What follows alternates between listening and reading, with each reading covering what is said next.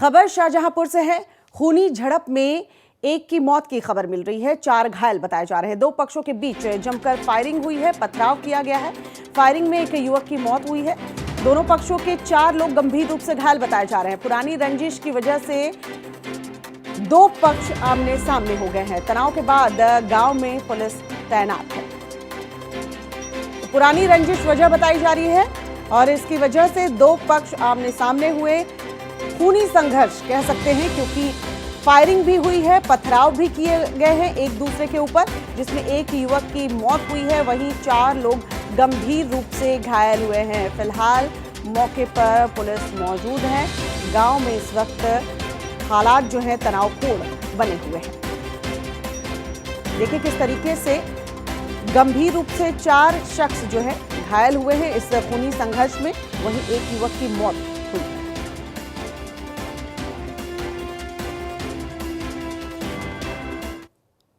हमारे पहले एक चचेर भाई को मारा इन लोगों ने, उसकी पुलिस ने कोई भी कार्रवाई नहीं की, ना ही हमारे यहाँ तक पुलिस गई है। तो उस पे इनके दिमाग और ज्यादा बड़े हुए हैं। कल हमारे एक दूसरे चचेर भाई को इन्होंने घेरा रास्ते में, तब उस पे वार्तालाप हुई, 100 नंबर गई, दोनों लोगों को समझौता करवा दिया है। आज इन्होंने प्री प्लान से हमारे परिवार के और लोगों को घेरा। जब हम लोग वहाँ पहुंचे तो इन्होंने सीधी फायरिंग झोंकी हमारे ऊपर। उसमें हमारे एक छोटे भाई की मौत हुई है, हमारे भी कई सर में जख्म है, चोट लगी है। ये सब पुलिस की कारस्तानी रही। अगर पुलिस ने पहले एक्शन लिया होता तो हमारा यह जो नुकसान हुआ, हमारा भाई मारा गया जी। पहले गांव में यहाँ मोटरसाइकिल किसी के खेत में जाने को लगी, ये दो परिवारों में आपस में थोड़ा वाद विवाद हो गया था। एक सत्यपाल का परिवार है, एक बलवीर का परिवार है। तो इस वाद विवाद के चलते वहाँ 112 की गाड़ी बुलाई गई थी। गाड़ी पहुँची यहाँ मौके पे, इसने इस पर कार्रवाई भी की, इस पर समझौता भी करा दिया गया बता रहे हैं। इस बार मामला शांत हो गया था। आज सुबह फिर एक बार ये लोग एकजुट होकर फिर दोबारा झगड़ा किए। झगड़ा करने में ईंट पत्थर चले हैं। हमारे सहयोगी कमलेश इस वक्त हमारे साथ फोन लाइन पर जुड़ चुके हैं। कमलेश, 4 लोग गंभीर रूप से घायल हुए थे, फिलहाल उनकी स्थिति जानना चाहेंगे। देखिए, बताना चाहूंगा कि जो 4 लोग गंभीर रूप से घायल हुए थे, चारों की स्थिति अभी भी जो है गंभीर बनी हुई है और चारों लोगों को मेडिकल कॉलेज में भर्ती किया गया है और उनका इलाज किया जा रहा है। पुलिस ने मामला दर्ज कर लिया है, क्या कार्रवाई अभी तक हुई है? देखिए, अगर पुलिस की बात करें तो अभी तक जो है किसी की गिरफ्तारी नहीं हो पाई है और ना ही मुकदमा दर्ज किया गया है कई घंटे बीत जाने के बाद। और पूरे मामले में कहीं न कहीं पुलिस की बड़ी लापरवाही निकल के आ रही है। जी कमलेश, एक युवक की मौत हुई है, हत्या हुई है, फायरिंग गोली चली है और जिस वजह से उस युवक की मौत हुई है, बावजूद इसके अभी तक एफआईआर दर्ज नहीं हुई है, कोई मुकदमा दर्ज नहीं हुआ है, पुलिस ने आगे कोई कार्रवाई नहीं की है या टाल मटोल किया जा रहा है? देखिए, टाल मटोल की अगर बात करें तो टाल मटोल तो पूरे मामले में जो है शुरू से ही किया जा रहा है। अगर शायद पुलिस इस पूरे मामले में पहले ही कार्रवाई कर देती तो इतनी बड़ी जो है वो घटना नहीं होती, ना ही एक युवक की हत्या होती। इसी लापरवाही के चलते दोनों जो है वो दोनों पक्ष आमने सामने आ गए और दोनों पक्षों में पहले जमकर जो है झड़प हुई, उसके बाद लाठी डंडे चले और फिर दोनों तरफ से फायरिंग हुई। फायरिंग में एक युवक की जहां मौके पर ही मौत हो गई, वहीं 4 लोग गोली लगने से घायल हो गए। फिलहाल घटना के बाद जिस युवक की मौत हुई है गोली लगने की वजह से, उसके परिजनों ने क्या तहरीर नहीं दी है? जी, जिस युवक की मौत हुई है उसके तरफ से भी जो है एक लोग घायल हैं, दूसरे पक्ष से जो है वो 3 लोग घायल हैं और सभी जो है वो अभी मेडिकल कॉलेज में भर्ती हैं। जी, तो ऐसे में जिस युवक की मौत हुई है उनके परिजनों का क्या कुछ कहना है? क्यों पुलिस मामला दर्ज नहीं कर रही है? अगर हत्या हुई है तो यहाँ पे रिपोर्ट तो लिखनी बनती है, उसके बावजूद पुलिस उस तरह से कार्रवाई नहीं कर रही है जिस तरह से देखने को मिलना चाहिए था इस पूरे मामले में। देखिए, धीरेंद्र नामक युवक की जो मौत हुई है उसी का भाई प्रदीप है जो घायल है, जो अपनी जो है बता रहा है कि किस तरीके से पूरे मामले में जो है 2 साल से पुलिस लापरवाही बरत रही है। 2 साल पहले इन दोनों लोगों में विवाद हुआ था, विवाद होने के बाद मुकदमा दर्ज हुआ था और पूरे मामले में पुलिस ने किसी भी व्यक्ति को गिरफ्तार नहीं किया तो मामला जो है पूरा ठंडे बस्ते में डाल दिया था, जिसके बाद में कल जो है जानवरों को लेके एक विवाद हुआ। बहुत बहुत शुक्रिया कमलेश तमाम जानकारी के लिए। तो फिलहाल 4 जो लोग घायल थे उनकी स्थिति अभी भी गंभीर बनी हुई है। पुलिस की तरफ से कह सकते हैं कि लापरवाही यहां देखने को मिल रही है। पहले ही अगर मामले में दखल दे दिया जाता तो हालात यहां तक नहीं बिगड़ते।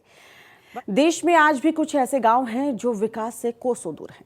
खबर शाहजहांपुर जिले के बंडा थाना इलाके के डिमरी गांव का है, जहां कई गांवों को एक दूसरे से जोड़ने वाली सड़क आज भी कच्ची है। ऐसे में हल्की बारिश के बाद पूरी सड़क खराब हो जाती है और लोगों को आने जाने में काफी परेशानियों का सामना करना पड़ता है।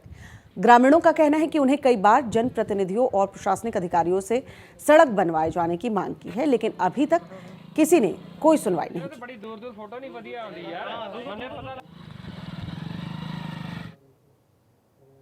अरे करीब 4 सांसदीय विधायक की निकल गई जी, सबके पास गए, यही आश्वासन मिला इस बार नहीं, इस बार बनवा देंगे जी, लेकिन किसी ने भी वहाँ से तो जोड़ दिया लेकिन ब्लॉक से नहीं जुड़े।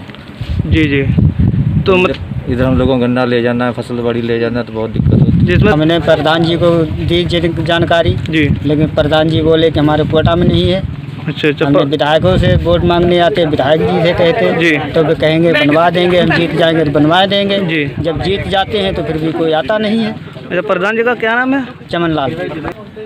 विधायक जी ने भी आना बहाना ही लगा दिया कि हमारी सरकार हो जाएगी तो अब हम बना देंगे। हमारे ये माननीय अखिलेश जी, अरे वो क्या की ना ही हो, मिथिलेश जी, शकुंतला देवी जी, सभी ने लारा ही लगा के रखा आज तक, सभी ने। अभी तक कोई देखने नहीं आया? अभी तक किसी भी नहीं देखने, क्या गाड़ी खुबती है निकल जाते, वो सोचते कि हम तो एक बार आए हैं जी, और ये रोज निकलेंगे, हमें क्या है।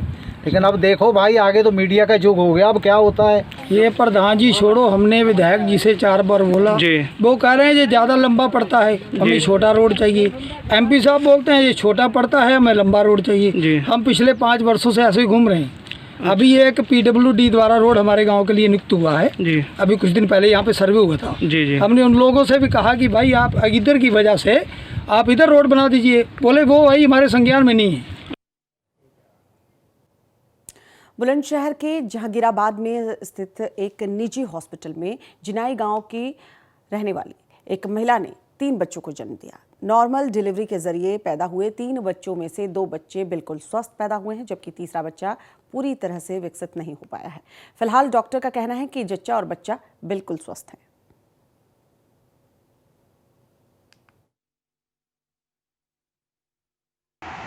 ये 3rd ग्रेविडा थी, मतलब पहले बच्चों को जन्म दे रखा है उसने, उसके 2 लड़कियां हैं ऑलरेडी, और अभी ये मेरे पास आई है कि उसे ट्विंस बेबी हैं, मतलब डबल हैं उसको बच्चे, पर और नॉर्मल ही चाहिए उन्हें। सबने ऑपरेशन बताया है, पर यहाँ पे जब वो आई हैं तो उनको पेन थे, काफ़ी लेबर पेन शुरू हो रखा था, और अच्छे से उनकी नॉर्मल डिलीवरी हो गई है। 2 बच्चे के साथ में एक बच्चा और है, तीसरा बच्चा जिसे हम कहेंगे वो, पर हड्डी जो हमारी आहार नाल प्लासेंटा होता है उसके अंदर था बच्चा, जो कि पूर्ण रूप से वो नहीं बना हुआ था, मतलब उसमें अंग उसके पूर्ण रूप से नहीं बने हुए, पर वो भी हमने सकुशल उसे भी बाहर निकाल लिया है। कोरोना से आज पूरी दुनिया में लोग परेशान हैं। कोरोना के कारण पिछले 4 महीने से भारत नेपाल की सीमा सील है। ऐसे में बहनें रक्षाबंधन के मौके पर भाइयों को राखी बांधने नेपाल से भारत या भारत से नेपाल नहीं जा पाएंगी। इससे सीमा से सटे क्षेत्रों की बहनें मायूस हैं। इनका कहना है कि भारत और नेपाल का संबंध रोटी बेटी का है, जिसको देखते हुए रक्षाबंधन के दिन बॉर्डर खोल दिया जाना चाहिए, जिससे उनके भाइयों की कलाई सूनी ना रह सके। मेरा मायके नेपाल है, मैं यहाँ इंडिया में शादी होकर आई हूँ। मैं हर साल जाती थी रक्षाबंधन बांधने। मेरे 2 भाई का मैं एक इकलौती बहन हूँ और इस बार जा नहीं पा रही हूँ, इसलिए बड़ा ही दुख है। और दोनों सरकार से मेरा यही अपील है कि रक्षाबंधन के दिन में बॉर्डर खोल दिया जाए। अपना गांव में आज के लिए बस इतना ही। दीजिए इजाजत। आप देखते रहिए R9 TV, सिर्फ और सिर्फ खबर के लिए। नमस्कार।